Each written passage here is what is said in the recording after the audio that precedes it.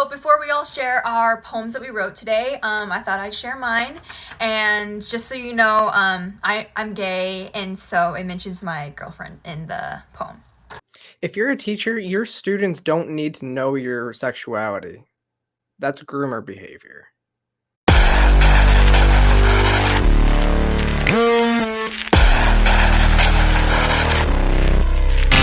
Welcome back to the channel today, everyone. So we are living in this era of self-righteous narcissism. It's really not new, and it really started with the beginning of social media. And then we saw them to start giving out the I voted stickers to make you feel good about yourself for doing your civic duty. And then you had to post that on social media, right? Otherwise, it didn't happen. I don't know. So when we saw voter turnout actually start to go up, possibly because of some of these marketing ploys that they were using with these feel-good stickers, they started doing stuff like that for vaccines. You get your vaccine card, you post it on social media, right? And I've even seen them giving out now stickers for vaccines, and I think they've been doing that for a while. But even with all of this, the feel good, look how good I am, look how much I can, look at how I've done my duty to society, I guess. The explosion of TikTok has exacerbated this a lot, especially since the whole pronoun thing became a thing, right? Using neo pronouns and all that stuff. And then these queer teachers have come out and used it to almost really out themselves into what I can only describe as having inappropriate conversations with their students, and telling the world, look how good I am. So that's really what this video is about. I have 3 videos that have kind of been brought to my attention through various sources, and I am going to react to them. So here we go. Here's the first video. It's fairly short, but I think it highlights how a lot of the pronoun debate is what it is. It's validation for narcissism.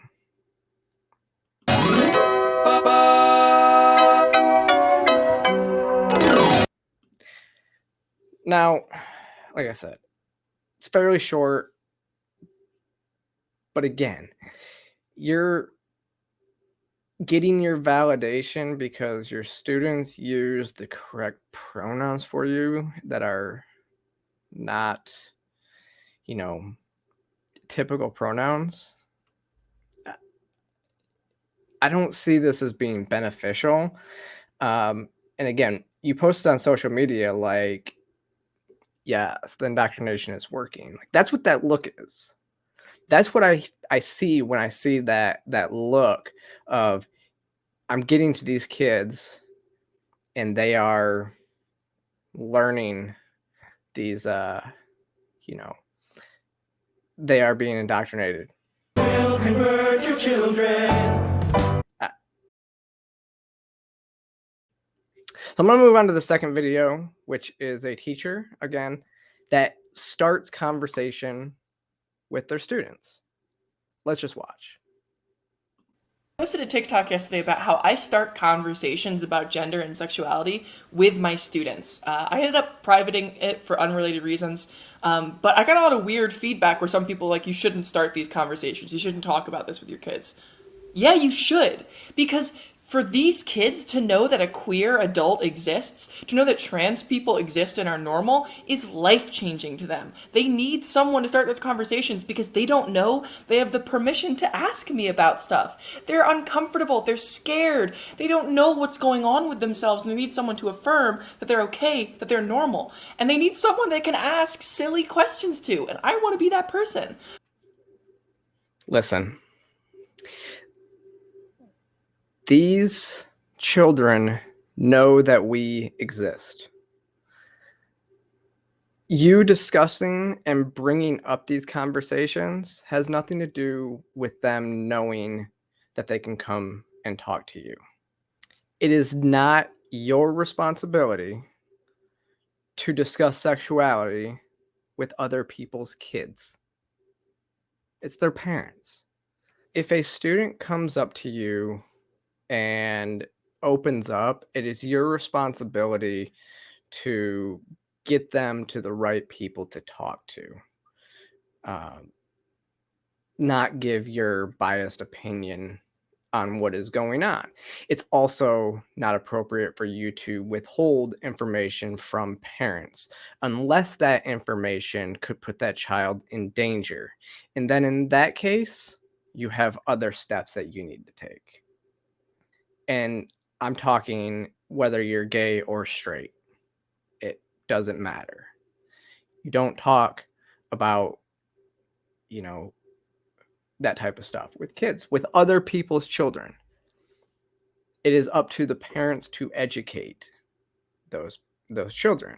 Now, if those parents come to you and ask you questions or ask you to talk to their child, that is a completely different matter. But you put that onus on the parents to do so. You don't open up to your students like this. Like when I was growing up in the 90s, I never really even knew any of the sexual orientations of any of my teachers. It just wasn't an appropriate topic to be talking about. I don't know what it is with this new generation, other than, again, narcissism. You want everybody to celebrate who you are, which puts you in a predicament when you have a student who doesn't necessarily agree with what I will say as your lifestyle. I hate that word. I hate when people use it, but it's a fact that people are going to disagree with your lifestyle. And then you put students in the predicament that you will treat that student differently if they don't agree. So now I move on to my last video. And this one has really been making its rounds on the internet. And I think you'll see why. We could have had it all. Okay. This person is talking to preschoolers about sexuality and gender. Why? 4 and 5-year-olds don't need to have that conversation. And like I said before, it's not the conversation for you to have with them.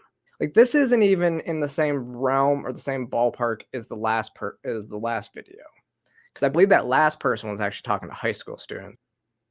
Preschoolers, kindergartens, I mean, until somebody is about 10 years old, I don't think that this is even should be on their radar. Let kids be kids. And why is this video like weirdly sexual? Like the way you're looking at the camera, moving around, like you're talking about teaching children, 4 and 5-year-olds. Like this is creepy. Like this person should be removed for their position immediately. Like this is creepy. Like don't do this. Now there is I got this video from another reaction video, and so I kind of want to play this because this person is absolutely correct.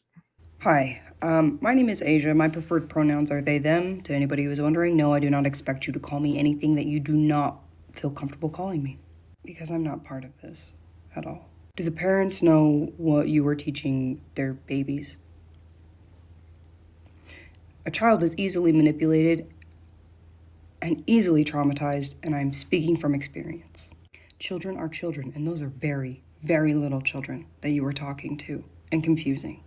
I'm a firm believer that acceptance saves lives and breeds love, but really, really think about it. Kindergarten, they should be learning their primary colors and 1 + 1. Not sexuality, not transism. Let children be children, and that is coming from one non-binary to another. Yes, we need more people like them to defend against the crazies in this community. See, I respect this person because there's a difference between being yourself and forcing it on others. Thank you, Asia. I completely respect you, and this is an example where I don't care what pronouns you use. if you are a good person, I will try to get it right every single time. This person seems like a very down-to-earth individual. As they say, they are not part of this. So thank you. These are the people that should be more representative of who the non-binary community are. So prop people like Asia up. Get more people like Asia out there to speak, because they are an asset. Whether you believe in using neo-pronouns or not, prop them up. Because like they said, they don't care. They are not going to force you to use something that you do not feel comfortable using. Applaud you. Thank you. So I also saw another video, which has been making more of its rounds, and it was a teacher kind of explaining that they were told by their district that they're not allowed to discuss being gay with their students, like tell their students that they're gay, because it could imply political bias. I don't like this because being gay should not have anything to do with politics. I think as this channel has shown, like the LGBT community is not a monolith. Like 28% of the LGBT community voted for Donald Trump. I think that kind of says that we have very different political belief systems. So it really has nothing to do with, again, politics. It has to do with the fact that your students don't need to know your sexuality. So this person also went on to kind of say that they put rainbows all over their classroom because she just says that I like rainbows, in order to kind of, I guess, dog whistle, as you would say, to her students that she is open and accepting and that you can come to her if you are questioning or anything like that. Which, as I explained before, you can be that teacher to those kids, but really shouldn't all teachers be open and accepting and be able to guide kids to the right direction? Isn't that kind of their job? Like, get them to talk to the people that they need to talk to. Like, all teachers should be doing that. All teachers should be approachable with that type of information. Otherwise, why are they teachers? We pay these people to teach our children, math, writing, everything like that, not use their classroom as an activist, podium. We're coming for your children. But at the same time, I also understand that teachers are going to get students asking them questions and maybe even, coming out to them and everything like that. But again, all teachers should be able to take that information and guide that student into the right direction. Otherwise, they have no business being teachers. So I'll just finish with saying there are ways to let students, and talking middle and high school students, that you are accepting. But again, shouldn't all teachers be accepting? It begs the question. But there is never a need to promote your sexual orientation to your students. People know we exist. It's everywhere. So if they have access to the internet, they know we exist. It's not back in the 90s when we were stuck without the internet and the only time you ever saw a gay person was at a pride parade. No, we're everywhere. We have corporations every June, flying the rainbow flag everywhere. We've pretty much gained acceptance at this point. But with that, I thank you guys for watching. Make sure you click that like and subscribe button. Follow me across all social media platforms, and we will see you guys next time.